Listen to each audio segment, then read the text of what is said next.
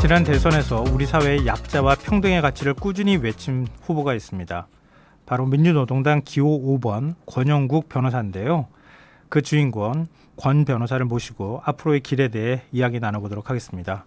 안녕하세요. 네, 반갑습니다. 네. 권영국입니다. 네. TV 토론 때 뵀던 기억이 아직도 생생한데 제 앞에 와 계시니까 굉장히 좀 낯설기도 하고요. 어색하기도 하고 그렇습니다. 네, 예, 저도 방송에 출연을 지금 다시 이제 하고 있는데, 네. 저도 대선을 이제 어떻게 치렀는지 예, 좀 신기할 정도이기도 합니다. 네. 신기하다고 하시면 안 되고요. 한 대선 끝나고 엿새 지났잖아요. 네네. 그동안 어떻게 시간 보내셨어요? 예, 뭐 아무래도 대선 기간 동안 굉장히 이제 빡빡한 시간 때문에 그렇죠. 피로가 상당히 누적돼 있었고요. 네. 그래서 되도록이면 좀 이제 쉬어 가려고 하는데 또 이제 대선 그 마지막 날 전에 네. 태안에서 사망 사고가 나가지고 네. 거기 뭐 기자 간담회 또 현장 방문 등등이 있어서 네, 또 그런 일정 이제 제가 이제 민주노동당 대표이기도 하니까 네, 그렇죠. 대표의 자리로 다시 이제 조금씩 예 돌아가고 있습니다. 네. 혹시 캠프에 계신 분들이 며칠이라도 좀 쉬었다가 일하십시오 이렇게 얘기 안 하던가요? 예, 근데 뭐 사정이 그렇게 여의치 않으니까 우선은 이제 지금 선거에 따른 그 평가 네. 또 이 이후 대책이 또 필요해서 그래서 일정 부분 좀 정리해야 될 또 있고 또 시급한 지금 현안 문제가 발생하고 있어서 이 문제를 좀 예, 어떻게 해야 될지도 같이 고민을 하는 속에서 예, 조금 뒤에 휴가를 좀 생각하고 있습니다. 네, 네. 좀 쉬지도 못하고 사실 정치인이 네. 국민들 보시기에 무슨 할 일이 있어 막 이렇게 또 안 좋게 보시는 분들도 있지만 실제로는 굉장히 바쁘고 힘든 뭐 직업이라고 해야 될까요? 네네. 정치인은 원래 이제 많은 분들이 같이 해주기를 바라는 그렇죠. 부분이 많기 때문에 네, 또 얼마 전에는 대전에 또 키어 축제 또 있어서 제가 이제 승소수자 얘기도 열심히 이제 같이 권리 문제를 했기 때문에 예, 거기도 또 잠시 다녀와야 되는 뭐 이런 일정들은 예, 정치를 하면 불가피한 거라고 보여집니다. 네. 이 질문 이거 곤란한 질문이 될지도 모르겠는데요. 당초 득표 목표가 몇 %였습니까? 내심으로는 이제 3%를 좀 넘어서야 된다는 바람을 갖고 있었습니다. 왜냐하면 이 3%라는 게 결국 TV 토론에 출전할 수 있냐 없냐에 대한 그렇죠.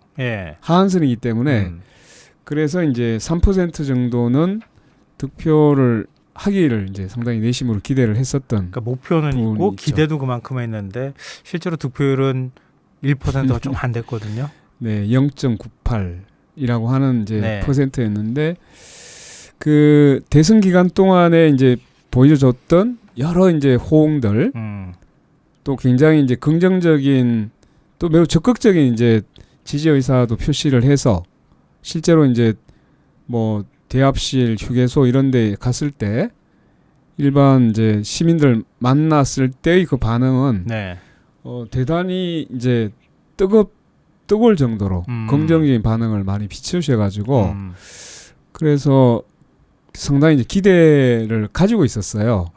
내심 한 몇 %? 3% 넘을 거라고 기대하셨어요? 예.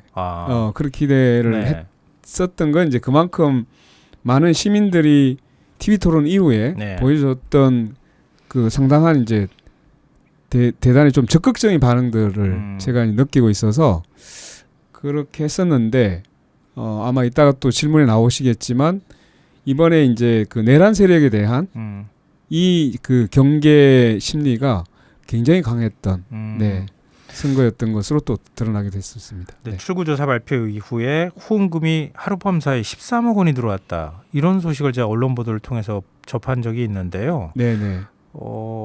사실 그거에 대한 반응도 궁금하지만 어떤 후원자들이 그렇게 돈을 냈을까? 후원금을 적극적으로 혹시 기억나시는 분이 있으세요? 이제 매우 다양하기도 했는데요.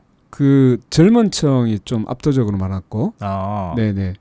대학생들도 있었고, 또 이제 그 주로 제가 이제 그 호명했었던 이제 층에서 상당 부분 이제 그 비율이 꽤 많이 이제 나타나고 있는 것으로 확인이 되고 있습니다. 특히 이제 사회적 소수자, 약자 이렇게 호명했던 분들 예. 또 이제 그 젊은 여성들 층에서 굉장히 많은 이제 후원들이 이루어지고 있는 것으로 보입니다.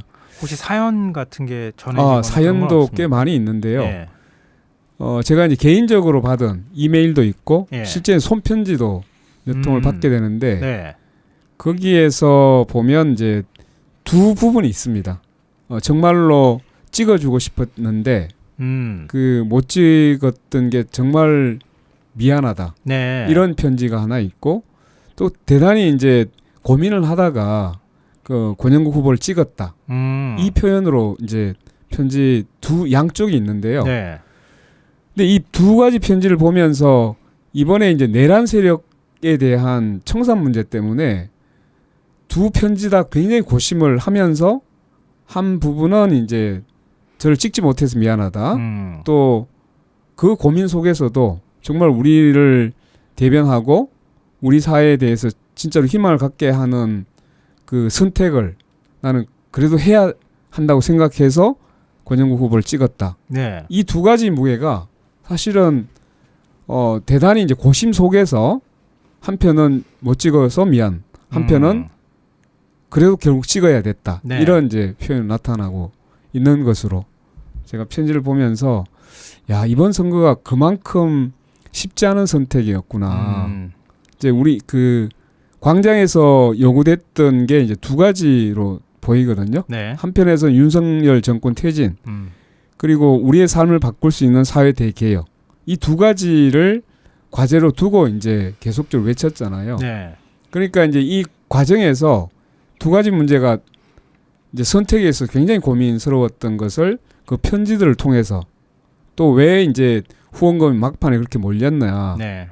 그건 정말로 자기들의 삶을 제대로 대변하고 있는 후보는 이제 기호 5번으로 확실히 보이고 있는데 네네. 그럼에도 불구하고 이제 내란 거구 세력에 대한 이번에 이제 청산하지 않으면 대단히 이제 위험하다라는 것 때문에 대단히 이제 고민했던 흔적들을 제가 읽을 수 있었습니다. 네. 그럼 앞으로 뭐 당원들도 많이 늘어나고 다음번 대선에는 3% 넘을 가능성이 있겠다 이런 기대 혹시 안 하세요? 이제 그 보면 이제 후원금을 보내주신 분들이 네. 많은 분들이 이런 이야기를 합니다. 계속 그 정치를 이어가 주시길 바란다. 또 다음 대선에 꼭 나오시길 바란다. 다음 대선에도 아니 이런 이제 응원들을 계속적으로 이제 보여주고 있고 나의 이야기를 꼭 해달라. 네. 이 정치는 정말 필요하다.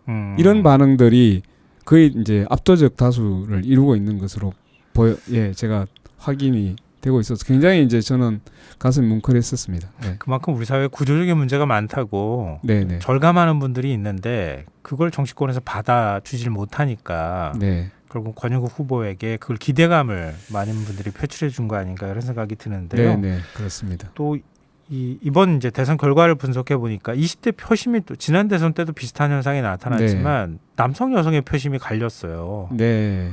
그러니까 그런 현상들 보면서 어떤 생각이 드셨어요? 이제 젊은 이제 청년들의 경우에는 네. 우리 사회가 일자리 문제든 또는 뭐 다른 여러 가지 이제 자신들의 미래에 대해서 사실상은 제대로 이제 뭔가를 보장해주지 못하고 있는 구조가 이미 우리 사회에서는 상당히 고착화되고 있는 측면이 있거든요. 네. 그게 결국은 이제 이 여러 가지 이제 불평등 과정 속에서 특히 이제 젊은 층에 대해서 일자리 문제나 네. 또는 이제 그 주거 문제나 이런 것들이 제대로 이제 해결되고 있지 않는 이런 이제 상대적인 박탈감 또는 절대적인 박탈감도 엄청나게 나타나고 있는 거죠. 네. 이러다 보니까 이제 젊은 층에서는 자신들을 대변할 수 있는 그 정치 세력을 찾고 있는 과정이라고 보여지거든요. 근데 이제 저는 이 구조적 성차별에 무게 중심을 두고 네. 그래서 이 차별 문제를 해결해야 된다라는 것을 이제 강하게 이야기를 했고 그러니까 이제 특히 여성들의 어떤 차별 문제를 매우 중요하게 제 이제 공약과 또 목소리를 대변했던 측면이 매우 이제 반영이 된 것 같고요. 그 다음에 이제 한편으로는 그 젊은 남성들의 경우에는 이제 이준석 후보를 지지를 했는데 네. 여기에서 이 이제 주로 보면 이준석 후보는 사실 이제 상대방에 대한 뭔가 이제 대립 구도를 가지고 네. 이제 그것을 갈라치기 또는 이제 혐오에 대한 것을 자기의 이제 정치적 자산을 가지고 대입을 했던 측면이 이 남성들에게는 이제 많이 반영되고 있는 것 아닌가라는 이제 지금 구도가 이제 지금 만들어져 있다는 거죠. 근데 이렇게 또 여쭤보고 싶은데요. 네네. 이건 진보 진영 전체가 한번 고민해봐야 될 문제가 아닐까 싶은데 네. 이준석 후보하고 김문수 후보가 받은 20대 남성들의 표를 네네. 보니까 한 70% 정도 된다는 거예요. 맞습니다. 근데 실제로 포커스그룹 인터뷰를 언론에서 하거나 이렇게 하면 네. 이재명 후보를 찍기 싫어서 갔다는 층도 있지만 네네. 속내가 어떤지는 사실 잘 모르겠어요. 근데 이걸 보수화 경향이라고 해석한다고 하면 네. 그럼 왜 20대 남성들이 이런 선택을 하고 있는 건가? 그 원인 분석을 해야 되지 않을까요? 맞습니다. 그 민주노동당 입장에서도 당원을 확장하고 젊은 층을 적극적으로 끌어들이기 위해서라도 네. 뭔가 좀 이 20대 남성이라고 불리는 이대남들의 마음을 잡을 수 있는 방법을 찾아야 되는 거 아닙니까? 네, 맞습니다. 이제 그게 숙제로 남아 있고요. 네. 결국은 이제 아까 말씀드렸듯이 우리 사회가 이 이제 청년들에 대한 문제를 그것이 적어도 민주당 정부가 들어섰을 때도 네. 이 이제 제대로 해결하지 못하면서 상대적으로 이제 주로 이제 이 대립 구도를 만든 이 이제 매우 보수적인 그 프레임 속으로 오히려 이제 호응하게 되고 거기에서 이제 주로 여성들의 어떤 진보적인 매우 가치와 이게 이제 대립 구도가 만들어지면서 네. 오히려 이제 보수화되는 경향을 나타내고 있거든요. 그래서 이제 이 청년들의 문제를 그러면 이제 진보 정치나 또는 이제 민주당 정부가 실제로 이제 안을 수 있는 이런 이제 정책들과 비전들이 사실상 이제 필요하다고 보여지고 네. 그것을 단순히 이제 이걸 대립 구도에서 어떻게 하면 청년들의 그 일자리 문제라든가 상대적 박탈감 이런 문제를 제대로 해결해낼 수 있을까에 대해서 적극적으로 고민을 해야 될 필요가 있겠다는 생각을 가지고 있습니다. 특히나 이제 젊은 층의 어떤 이제 연금 문제를 가지고 갈라치게 한다든가 이렇게 해가지고 청년들을 이제 그 소구하고 있는 이 정치가 그런 바람직하냐? 오히려 이제 혐오나 이 갈라치기 문제는 장기적으로 볼 때 우리 사회 통합이라든가 국민 통합이라고 하는 측면에서 보면 사실은 굉장히 이제 해로운 정치 구도이잖아요. 그래서 남을 공격하는 방식으로 자기의 이제 지지를 얻어내는 방식은 장기적으로 보거나 아니면 우리 사회를 볼 때 결국은 이게 서로 이제 분열과 갈등을 조장하는 정치라서 이런 정치가 계속적으로 더 이제 힘을 얻어가는 이 방식은 사실상 이제 오히려 청산을 해야 될 이런 정치라서 보다 이제 진보 정치 또 민주당에서도 같이 이제 고민을 하면서 실제 이제 그 청년들의 문제를 끌어안는 이런 이제 대안들을 계속적으로 고민하고 제시를 해야 될 것으로 보입니다. 민주노동당 내부에서도 굉장히 심각하게 바라보고 있는 거죠. 거기에 맞습니다. 대한 대안도 고민하고 있는 거고요. 근데 지금 이제 이번에 새로 이제 후원금 보내주고 이제 지금 입당들이 꽤 많이 이루어졌거든요. 근데 그 입당에 보면 청년들이 꽤 많이 들어와 있어요. 그래서 이제 그 청년들을 다시 한번 정확하게 조직하면서 과연 이제 청년들이 어떤 문제에서 가장 이제 어렵고 또 어떻게 대안을 제시했을 때 다시 이제 그런 혐오 정치나 이 대결 정치, 분열 정치에서 다시 이제 정말 민주적인 시민으로서의 제대로 된 그 정치에 대한 기대로 우리가 호응을 받을 수 있을까에 대해서 고민을 해야 될 것으로 보입니다.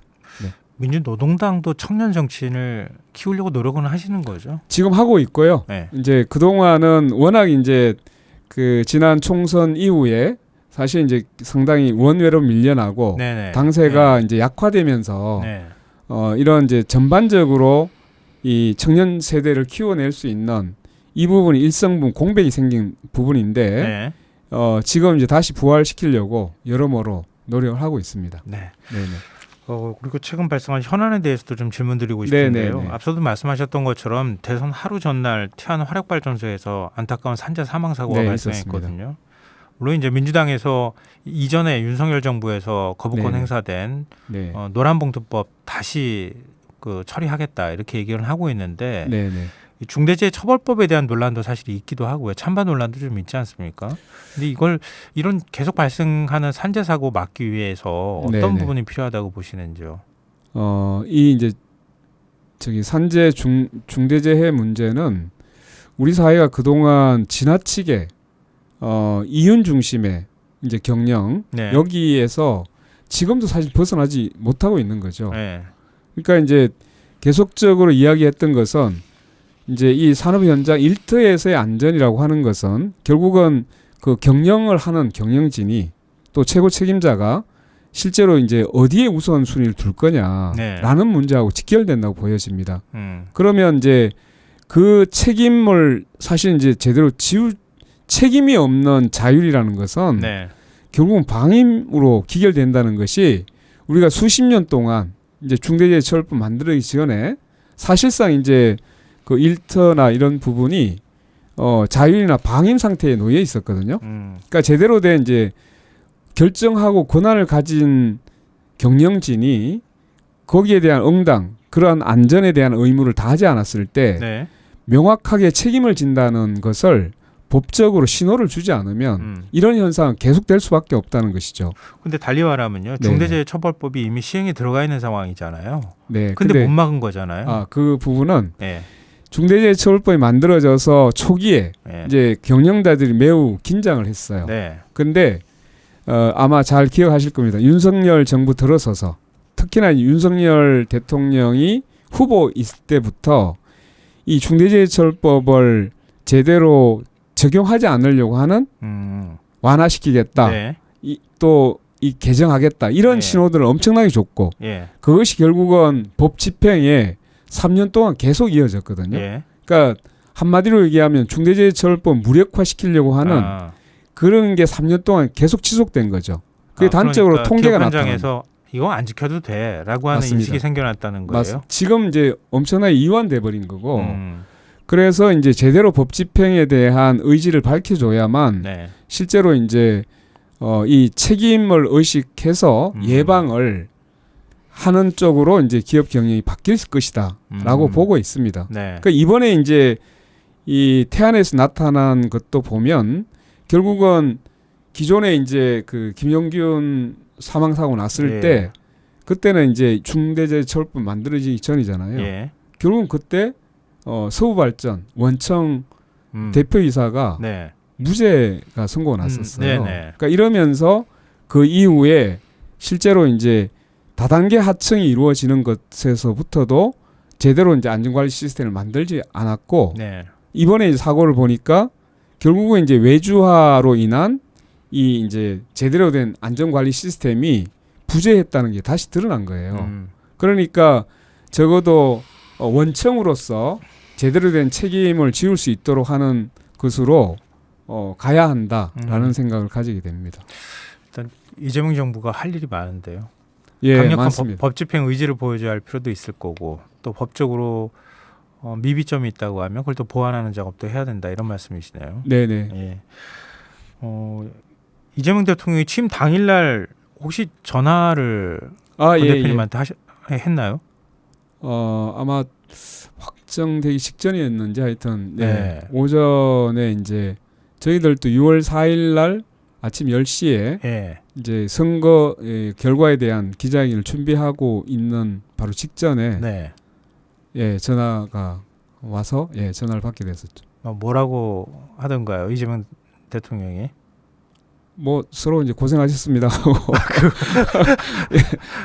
그리고 잘해봅시다라는 이야기를 한 것 같아요. 그래서 이제 제가 이제 일단 당선 축하 인사를 드렸고 그리고 이제 그 광장에서 국민들이 그 바랬던 이제 사회 대개혁 문제를 잘 실천하셔서 성공하는 대통령이 되길 바란다라는 이제 말씀을 드렸죠. 이재명 대통령 거기에 대해서 반응을 혹시 안 했습니까?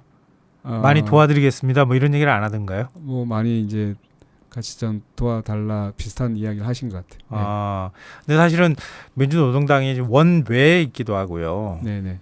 그래서 이전 정의당 시절하고는 상황이 완전히 달라졌잖아요. 예, 많이 다르죠. 그러니까 뭐 사실은 여당하고 협상할 수 있는 뭐 테이블 만들 수도 없고 네. 그러니까 목소리를 내려고 해도 사실은 이재명 대통령하고도 직접 뭐 계속 전화를 할 수 있다고 하면 모를까. 그것도 아니니까. 네네. 그런 부분에 대한 답답함 같은 게 좀 있으실 것 같은데요.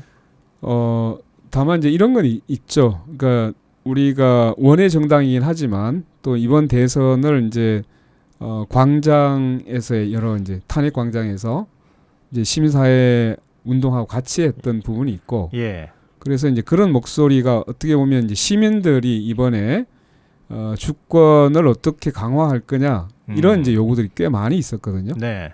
그럼 결국은 이제 원에 있지만 그런 이제 시민사회 운동하고 같이 이제 시민들의 목소리를 실제로 어떻게 높일 거냐, 이건 이제 개헌 문제하고도 연결이 되는데요. 네. 그래서 적어도 이제 정치라는 게 꼭 원내에 있어야만 이야기하는 것이 아니라 네. 적어도 이런 시민사회 쪽의 요구, 또 시민들의 어떤 권리를 강화하는 측면에서 같이 목소리를 낼 수 있다고 생각을 하고 있습니다. 네. 이재명 정부, 이재명 대통령이 어떤 정치 펼쳐주길 바라십니까? 모두의 대통령이 되겠다 이렇게 표현을 했습니다. 예. 그러면 지금 이제 사실상 뭐 국민의힘이 있긴 하지만 국민의힘은 이 국민들에게 정치적 비전을 지금 보여주지 못하고 네. 있고, 오히려 이제 내란 그 세력 거구와의 관계에서도 명확한 입장을 보이지 않고 있습니다. 그래서 오히려 이제 이번 그 정부에서는 사실상 민주당 정부가 상당히 1.5 정도의 굉장히 이제 폭넓은 정치를 지금 해야 되는 이제 입장이잖아요. 네. 그래서 오히려 이제 그 진보의 목소리가 더 중요해질 수 있다는 생각을 가지고 있습니다. 그래서 모두의 대통령이라고 이제 하여튼 이 좌우의 균형을 잘 잡아야 되는데, 네. 거기에서 한편에서는 이제 기업이라고 하는 이제 정책이 있겠지만 또 한 측면에서는 기업과 이제 반대되는 우리가 노동이라든가 네. 또는 소수자들의 문제, 네. 인권의 문제가 있기 때문에 예. 이것을 어떻게 균형 있게 할 것인지에 대한 거기에 대한 고민을 많이 하는 것이 필요하다는 말씀을 드리고요. 네. 거기에서는 이제 민주노동당을 비롯한 진보 정치가 좀 강한 목소리를 내려고 노력을 해야 된다고 생각을 하고 있습니다. 때론 뭐 협조하더라도 네네. 적극적인 견제 역할도 하겠다 이런 말씀이시네요. 예, 당연히 네. 이제 견제 역할을 해야 되고 필요할 때는 쓴소리를 분명히 내야 된다고 생각하고 있습니다. 마무리할 시간이 거의 다 됐는데요. 네네. 민주노동당은 앞으로 어떤 길을 걸어가실 계획이신지, 또 권 변호사님도 목표가 있으실 거 아니겠어요? 마지막으로 저희 청취자분들께 네네. 당부 말씀과 함께 뭐 포부가 있으시다면요. 그동안 이제 진보 정치가 매우 이제 약화돼 왔는데요. 이번 이제 대선을 통해서 진보 정치의 필요성을 상당 부분 이제 많이 느끼기도 하고 그 필요성에 대해서 공감하시는 분들이 굉장히 많아진 것 같습니다. 그래서 저는 제가 해왔듯이 우리가 이제 사회적 약자, 노동자, 서민 그리고 소수자들을 위한 목소리를 내기 위한 네. 진보 정치의 토대를 닦는데 제가 해야 될 역할이 있고 또 우리 정당이 해야 될 역할이 있다고 생각합니다. 이 목소리에 대해서 대선 때 보내줬던 그런 응원, 지지 예, 꼭 잊지 마시고 계속적으로 이어주시면 고맙겠다는 말씀 꼭 드리겠습니다. 이번 대선을 통해서 아마 많은 분들이 권영국 대표님하고 그다음에 민주노동당의 존재를 네. 아시게 됐던 것 같아요. 네. 그러니까 앞으로도 활동 많이 하시길 기대하는 분들이 적지 않다. 이런 사실 기억해 주셨으면 좋겠습니다. 네, 고맙습니다. 오늘 힘든 자리 함께해 주셔서 고맙습니다. 네, 감사합니다. 네, 지금까지 권영국 민주노동당 대표와 함께했습니다.